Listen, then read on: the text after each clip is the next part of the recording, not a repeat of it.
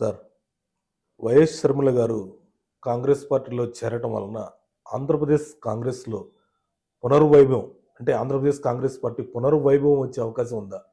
తప్పకుండా అండి. ఇప్పుడు వాళ్ళకి గత ఎన్నికల్లో 2019 సార్వత్రిక ఎన్నికల్లో 1% వచ్చింది. ఇది ఎంత ఘోరాతి ఘోరమైన విషయం. అంటే అతి సుదీర్ఘ ఒకప్పుడు 40 ఉమ్మడి ఆంధ్రప్రదేశ్ రాష్ట్రంలో 42 స్థానాలు ఉంటే అందులో 41 స్థానాలు కాంగ్రెస్ పార్టీ గెలిచిన సందర్భం ఉంది. అంటే ఎప్పుడు కూడా క్లీన్ స్వీపే అంది. నేషనల్ కాంగ్రెస్ పార్టీకి ఆంధ్రప్రదేశ్ అనేది గుండికాయ లాంటిది. అలాంటి దాంట్లో 1% ఓట్లు రావటం అని అంటే మీరు ఆలోచించండి ఎంత. ఇది ఏమైందంటే వైఎస్ రాజశేఖర రెడ్డి గారి మరణానంతరం కాంగ్రెస్ అంతా కూడా వైఎస్ రాజశేఖర రెడ్డి గారి లెగసీగా మారిపోయిందండి. ఆ లెగసీని అందిపుచ్చుకున్న తీసుకున్న వ్యక్తి వైఎస్ జగన్మోహన్ రెడ్డి గారు. ఆయన కాంగ్రెస్ పార్టీలో లేకుండా బయటకు వెళ్ళిపోయి ఆయన ఒక సొంత పార్టీ పెట్టుకుని వైఎస్ఆర్ సిపి అని, అంటే యువజన శ్రామిక రైతు కాంగ్రెస్ పార్టీ అని ఒక సపరేట్ పార్టీ పెట్టుకుని 2000 అంటే బై ఎలక్షన్లకు కూడా వచ్చాడు ఆయన. అంటే ఉన్న శాసనసభ్యులని రిజైన్ చేయించి మళ్ళీ ఆయన పోటీ చేసి గెలిపించుకుని ఆయన సొంత శాసనసభ్యులుగా చూపించుకుని 2014 ఎన్నికలకి బలమైన పోటీదారుగా చంద్రబాబు నాయుడు గారికి పోటీదారుగా ఆయన దాదాపు 70 సీట్ల దాకా తెచ్చుకుని ఒక క్లియర్ థ్రెట్ టు ది గవర్నమెంట్గా ముందుకు వచ్చాడు. కాంగ్రెస్ పార్టీ వీటిలో ఎక్కడ కూడా గుణపాఠం నేర్చుకోవాలి. అంటే వాళ్ళు ఐడెంటిఫై చేసుకున్న నాయకులు కానివ్వండి, కోవర్టులను కానివ్వండి, అంతా కూడా జగన్మోహన్ రెడ్డి గారి కోవర్టులే అక్కడ ఆంధ్రప్రదేశ్ కాంగ్రెస్లో పనిచేస్తూ ఉండేవాళ్ళు. తులసిరెడ్డి గారు, ఇట్లా చింతామోహన్ గారు, ఇలాంటి కొద్దిమంది తప్పితే మిగిలిన వాళ్ళంతా కూడా దాదాపు అదే బి టీం లాగా ఉండేవాళ్ళు. ఇకపోతే ఇప్పుడు ప్రస్తుతం కాలం కొన్ని సమస్యలకు పరిష్కారం చెప్తుంది. దానిలో భాగంగా వైఎస్ రాజశేఖర రెడ్డి గారి కుటుంబంలో కొన్ని మనస్పర్ధలు అవి వచ్చినాయి. అవి ప్రధానంగా వాళ్ళిద్దరు కుమారుడు కుమార్తె కూడా సుదీర్ఘమైన రాజకీయ ప్రయాణం ఆమెది కూడా. వైఎస్ జగన్మోహన్ రెడ్డి గారి రాజకీయ ప్రయాణంలో ఆమెకు కూడా చాలా పాత్ర ఉందనే ఒక 40% వరకు వైఎస్ షర్మిలారెడ్డి గారి పాత్ర కూడా ఉంది. వైఎస్ విజయమ్మ గారు వాళ్ళిద్దరూ కూడా మరి అనేక బహిరంగ సభల్లో పాల్గొన్నారు. ఆమె దాదాపు 3000 కిలోమీటర్ల పాదయాత్ర కూడా చేసింది. ఈయన జైల్లో ఉన్నప్పుడు పాదయాత్ర కూడా చేసింది. అంటే ప్రజలతోటి కనెక్టివిటీ వైఎస్ షర్మిలారెడ్డి గారికి ఉంది. ఆమె భర్త బ్రదర్ అనిల్ గారి ద్వారా కానివ్వండి, ఆయన మతపరమైన సంఘాల ద్వారా కానివ్వండి, వైఎస్ షర్మిలారెడ్డి గారికి ఒక పర్సనల్ చరిష్మా ఉంది. ప్లస్ అదనంగా రాజశేఖర రెడ్డి గారి నుంచి వచ్చే లెగసీలో వచ్చే భాగం, ఆ భాగం కూడా ఆమె కొంత తీసుకోబోతా ఉంది. ఇది కాంగ్రెస్ పార్టీకి అదనపు అడ్వాంటేజ్. కాంగ్రెస్ పార్టీ ఇప్పటికే భారత్ జోడో యాత్రలో భాగంగా ఆంధ్రప్రదేశ్లో కూడా కొంత భాగంలో రాహుల్ గాంధీ గారు ప్రయాణం చేశారు. అంటే రాహుల్ గాంధీ గారు ఎక్కువగా ఆంధ్రప్రదేశ్లోకి రాలేకపోవటానికి కారణం ఏంటంటే అక్కడ యంత్రాంగం లేకపోవటమే. ఇప్పుడు రాహుల్ గాంధీ గారు కానీ, ప్రియాంక గాంధీ గారు కానీ, సోనియా గాంధీ గారు కానీ, అంటే before YS Sharmila Reddy into Congress, after YS Sharmila Reddy చాలా తేడా ఉంటుంది. ఇప్పుడు చూడండి ఆ చరిష్మాతో జనం ఎలా వస్తారు. ఇప్పుడు శాసనసభ్యులే రావటానికి కాంగ్రెస్లోకి రావటానికి ఇష్టపడుతున్నారు అని అంటే అదొక క్లియర్ ఇండికేషన్. ఎప్పుడైనా కానీ నాయకుడు అనేవాడు రాష్ట్రంలో ఆ నాయకత్వం వహించేవాడు ఒక సీఎం అభ్యర్థి లాంటి వ్యక్తే ఉండాలి. ఇప్పుడు తెలంగాణలో అధికారంలోకి వచ్చారు అని అంటే దానికి కారణం ఇక్కడ రేవంత్ రెడ్డి సీఎం క్యాండిడేట్గా ప్రొజెక్ట్ అయ్యాడు, ఎలివేట్ అయ్యారు కాబట్టి ప్రజలు నమ్మారు. తెలంగాణలో మనం ఓటు వేస్తే సీఎంగా రేవంత్ రెడ్డి ఉంటాడు అనేది ప్రజలు బలంగా నమ్మారు. ఇప్పుడు ఆంధ్రప్రదేశ్లో కూడా కాంగ్రెస్ పార్టీకి వేసే ప్రతి ఓటు కూడా వైఎస్ షర్మిల గారిని సీఎంగా చూసే వేస్తారు. రాహుల్ గాంధీ గారిని చూసి కూడా వేస్తారు. బట్ అది ఎడిషనల్ అడ్వాంటేజ్ వైఎస్ షర్మిల గారికి. ఎడిషనల్ ఒక ఒక మనిషి చుట్టూతా ర్యాలీ అవుతూ ఓట్లు ఒక కట్ లిస్ట్ లాగా ఆమె తీసుకెళ్ళగలుగుతుంది. ఆమెకు ఒక 20-30 మంది శాసనసభ్యులు ఇప్పుడు జగన్మోహన్ రెడ్డి గారు మరి చాలామందికి టికెట్లు ఇవ్వము అని అంటూ ఉన్నారు. మరి టికెట్లు ఇవ్వకపోతే ఆ శాసనసభ్యులంతా ఏం చేస్తారు? ఆయన ఇంటర్వ్యూ ఇవ్వడు, టికెట్లు ఇవ్వడు. ఇంకా ఆ పార్టీలో ఉండి ఏం చేయగలుగుతారు వాళ్ళు? మరి తప్పకుండా బయటికి వెళ్తారు కదా.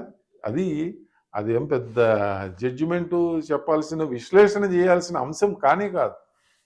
ఎవరు ఇప్పుడు టికెట్ ఇవ్వరు, ఆయన ఈ ఇంటర్వ్యూ కూడా ఇవ్వరు అంటే వీళ్ళ భాష వినటానికి కూడా ఆయన ఇష్టపడటం లేదు. మరి అలాంటి పరిస్థితుల్లో ఈ శాసనసభ్యులు ఏం చేస్తారు? తప్పకుండా బయటికి వెళ్ళిపోతారు. ఆ బయటికి వెళ్ళే శాసనసభ్యులు ఇక ఎలాడే వాళ్ళు ఏదో 10 మంది ఉంటారేమో కానీ 60 మందిని టికెట్లు ఇవ్వకుండా తీసేస్తే అందులో 50 మంది అయితే బయటకు వెళ్తారు. ఆ బయటకు వెళ్ళినప్పుడు కొంతమందిని తెలుగుదేశం పార్టీ ఒక స్క్రూటినీ టీమును పెట్టుకుంది. అంటే ఆ వచ్చే వాళ్ళల్లో నీతి నిజాయితీలు కలిగిన వాళ్ళనే తీసుకోవాలి అనేది పెట్టుకుంది కాబట్టి, ఒక బార్ పెట్టుకుంది కాబట్టి మరి ఆ మిగిలిన వాళ్ళందరూ కూడా గతంలో తెలుగుదేశం పార్టీని దుర్భాషలాడి, మరి అధినేతని పర్సనల్ దుర్భాషలాడి, లోకేష్ బాబుని దుర్భాషలాడి, కుటుంబ సభ్యులను దుర్భాషలాడిన వ్యక్తుల్ని తెలుగుదేశం పార్టీ తీసుకోదు, జనసేన కూడా తీసుకోదు. మరి అలాంటి వ్యక్తులన్నీ ఎక్కడ చేరగలుగుతారు? మరి వాళ్ళందరికీ రీహాబిలిటేషన్ సెంటర్, వాళ్ళు కూడా నాయకులే, తప్పకుండా ఎమ్మెల్యేగా గెలిచిన వాళ్ళు కానీ ఎమ్మెల్సీగా ఉన్న వాళ్ళు కానీ నాయకులు కాదని ఎవరంటారు? వాళ్ళ నాయకులే, తప్పకుండా గెలవగలిగిన నాయకులే. ఇప్పుడు ఒక ఎమ్మెల్యే టికెట్ ఇవ్వగనంత మాత్రాన వాళ్ళు గెలవలేని వాళ్ళేం కాదు. గతంలో మోతుకుపల్లి నరసింహులు గారికి ఎన్టీఆర్ గారి హవా పూర్తి స్థాయిలో నడుస్తున్నప్పుడు ముఖ్యమంత్రిగా ఆయనకి టికెట్ ఇవ్వలేదు. ఆయన ఇండిపెండెంట్గా మరి ఒక ఎస్సీ నియోజకవర్గంలో ఆయన ఇండిపెండెంట్గా వేసి గెలిచి మళ్ళీ అసెంబ్లీలోకి వెళ్ళి ఎన్టీఆర్ గారికి నేను ఇండిపెండెంట్గా మీరు టికెట్ ఇవ్వలేదు, మేము గెలిచాము అని చెప్పి చూపించుకున్నాను. ఇలా రాజకీయం ఎప్పుడు కూడా ఇండిపెండెంట్కి స్థానం లేదని కాదు. బలమైన అభ్యర్థి అయితే సానుభూతి రావచ్చు సడన్గా. అయ్యో మా నియోజకవర్గాన్ని అందరూ వదిలేశారు, ఎవ్వరూ తీసుకోలేదు మా అభ్యర్థిని, మా నియోజకవర్గంలో ఎమ్మెల్యే ఏం చేశాడు మరి అని గెలిపించుకోవటానికి అవకాశం కూడా ఉంది కొంతమందికి. అందుకని ఇండిపెండెంట్ అభ్యర్థులు కూడా ఓట్లు పడతాయి. అలాగే ఇంకా షర్మిలారెడ్డి గారి చరిష్మా, కాంగ్రెస్ చరిష్మా, ఇండియా కూటమి. ఇప్పుడు ఆంధ్రప్రదేశ్ కాంగ్రెస్ అంటే వాళ్ళు ఒంటరిగా లేరండి. ఇండియా కూటమిలో భాగంగా ఆంధ్రప్రదేశ్లో ఆప్ పార్టీ కానీ, సిపిఐ పార్టీ కానీ, ఇప్పుడు రామకృష్ణ గారు ఉన్నారు. సిపిఐ అనేకమైన పోరాటాలు అవి చేసింది.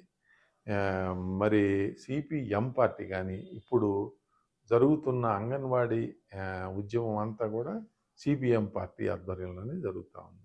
మరి వీళ్ళందరి బలం తోడైతే ఆంధ్రప్రదేశ్ కాంగ్రెస్ పార్టీకి తప్పకుండా ఇప్పటికే 4% వరకు ఓట్లు వచ్చినట్టు చెప్పొచ్చు. 4-5%. ఇది 10%కి దగ్గరకు వస్తే తప్పకుండా వాళ్ళకి ఎన్నో కొన్ని స్థానాలు లభిస్తాయి. 10% ఓట్లను వీళ్ళు చీల్చుకోగలిగే స్థాయికి ఎదిగితే తప్పకుండా కొన్ని పాకెట్స్లో వాళ్ళకు ఓట్లు గెలిచి అసెంబ్లీలోకి అడుగు పెట్టగలుగుతారు. ఇప్పుడు అడుగు పెట్టగలిగితే వచ్చే 2029 ఎన్నికల నాటికి ప్రధానమైన ప్రతిపక్షంగా మారే అవకాశం వైఎస్ షర్మిలారెడ్డి గారికి స్పష్టంగా కనిపిస్తుంది. ఆ పరిస్థితుల్లో వైఎస్ జగన్మోహన్ రెడ్డి గారు ఓటమి చెందిన పిదప ఆయన కాలాంతరంలో ఆయన కోర్టు కేసులు అవి చాలా ఉన్నాయి.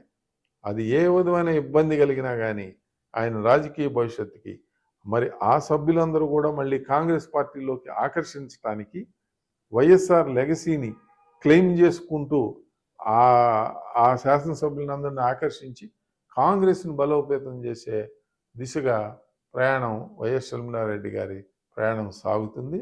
అప్పుడు ఆమె డెఫినెట్గా క్లీన్ పర్సన్.